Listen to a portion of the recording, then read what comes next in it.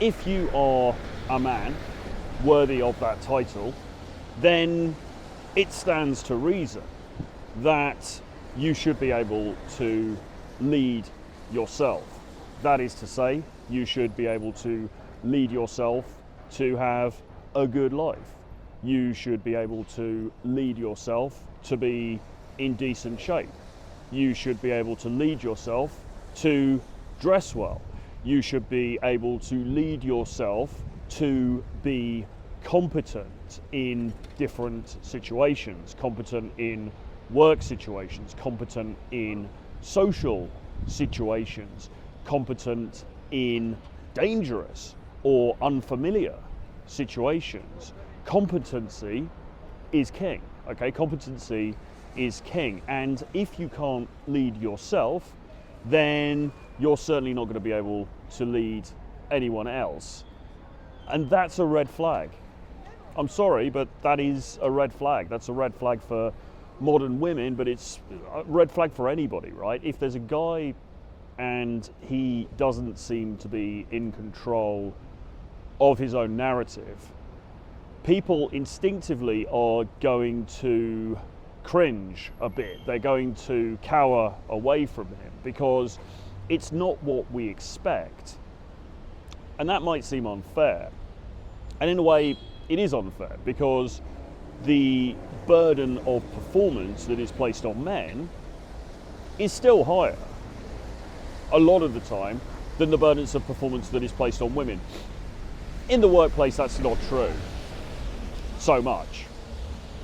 But in life, in the smaller things in life, it is true. You have a girlfriend and you're on holiday and a big spider comes into the room or a big cockroach comes into the room. She's going to expect you to deal with it, okay? If you're married or you have a girlfriend and somebody breaks into the house, somebody breaks into the apartment, it's going to be you who is expected to get up and deal with it. If somebody in public comes up to you and gets in your face, or is rude to you, or is rude to her, the expectation is going to be that you are the one who deals with it. So in that sense, men face a higher degree of expectation than women do. And I don't really complain about that. I think that's fine. I think that's fair enough. But that's how it is, okay? And even though we exist in this post-feminist society where there is equality, still the burden of performance remains on men on those sorts of things, okay? And there are many, many other examples, right? You can put them in the comments below. But the fact of the matter is, you have to present to her as somebody who's in charge of himself, in charge of his emotions, and is able to lead both himself and others around him through challenging situations, okay? As I said, is that entirely fair? Maybe not. But that's how it is, all right? So this is why guys will often make videos and they'll talk about showing emotion in front of women. And they will often say, well, don't show emotion in front of women because they don't like it. It's a turn off and all of that stuff. And that's true for the most part. You can show some emotion. And look, I mean, this isn't some kind of totalitarian regime. There are definitely situations where you can and should show emotion, but that's for another time. The fact is that on a level timeline, showing too much emotion suggests a lack of control. It suggests a lack of leadership of yourself, of your own internal state, of your nervous system, okay? And I think that is why women find it so unattractive, frankly, if they're faced with a guy who's breaking down about his childhood issues every 5 minutes, or is bursting into tears all the time, or is scared of spiders, or is not able to face somebody at work who's giving him a hard time, or, you know, whatever it is. I mean, there's all these different things that come into the equation in life. I think the fundamental reason, it's not really about those specific incidents. It's not really about that specific thing. What it's about is a wider sense of Well, if the guy can't handle this, if the guy can't lead in this situation, then what's he going to do when something really bad happens? All right, what's he going to do when the excrement really hits the fan? Okay, and that, I think, is the big question that's on women's minds. And female attraction, remember, is predicated on so many different things. Guys, as always gets said, tend to be pretty visual in terms of what they find attractive overall. Okay, there's nuance there as well, of course, because actually it's not really just that at all, but there is a certain amount of truth in that. Okay, guys are visually attractive. Women, it's much more nuanced and it's much more complicated. And attraction also is something that is fleeting. Okay, attraction is something that is fleeting. It's not a static thing that remains at precisely the same level forever. Unfortunately, it can go up and down, and you have to think about the things that are going to make it go down. And if you appear to be somebody who can't lead, somebody who's not in control of his faculties, as they used to say, that's going to start to tip the curve of attraction downwards, unfortunately. So you need to be wary of this stuff.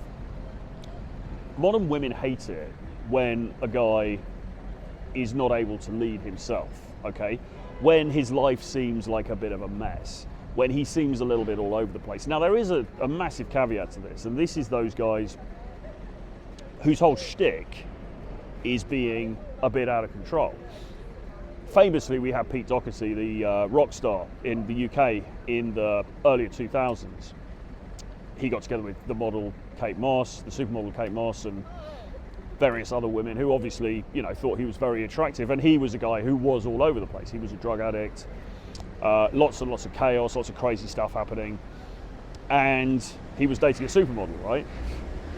But that is a very specialized case. For a start, you're talking about somebody who's a rock star and a genius, a fantastic songwriter, and had status in the culture, okay? So that's one thing. But even over and above that, what you're talking about there is a sort of trauma bonding. And this does happen, and it does work,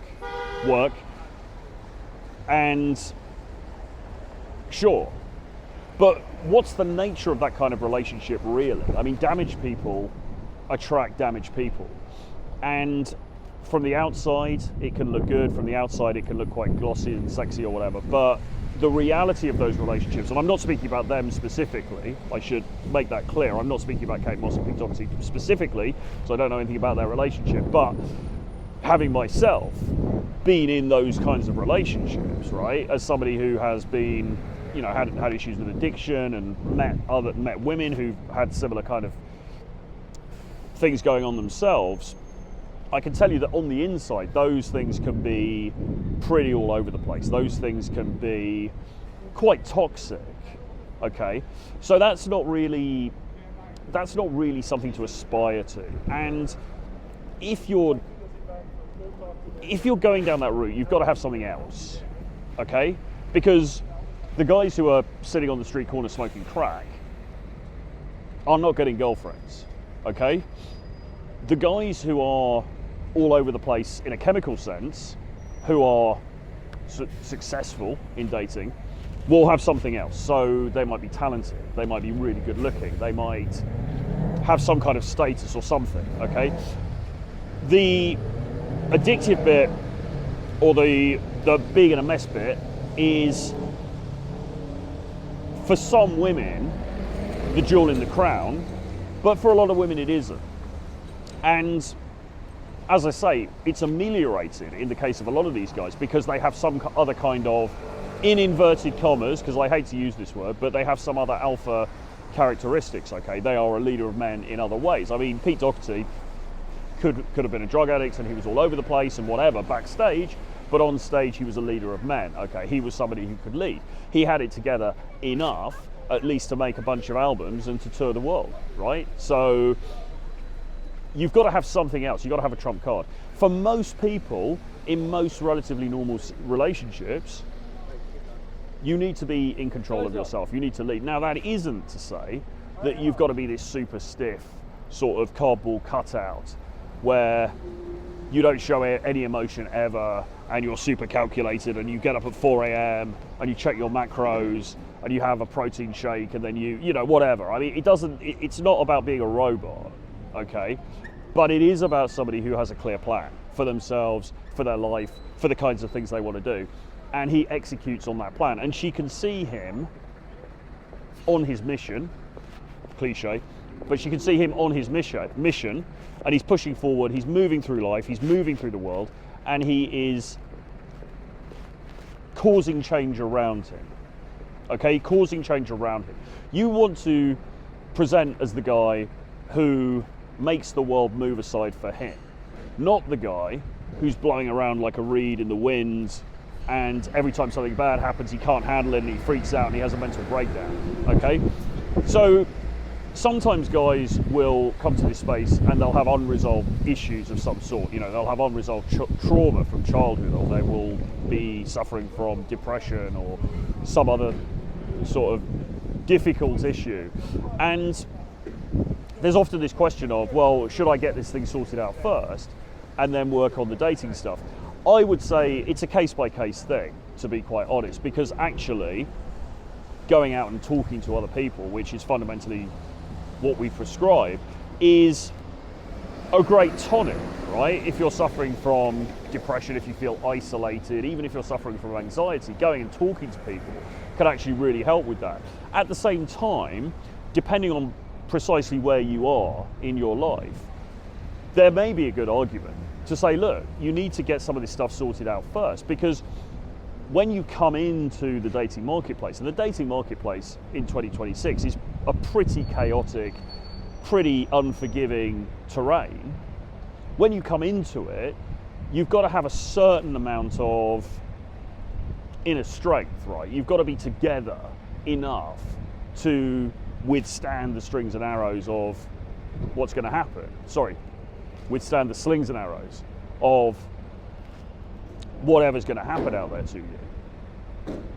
You've got to be in a position to withstand the slings and arrows of what's going to befall you out there, right? And you need a certain iron in the soul in order to do that. And as I say, that can in part be achieved through just doing the thing itself, because what doesn't kill you makes you stronger, as old Freddie Nietzsche said.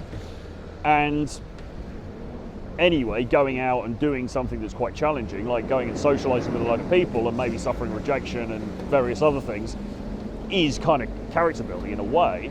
But at the same time, if you think there's a risk you're just going to fall apart as a result, then that's not good for you. That's very bad for you, for your mental health.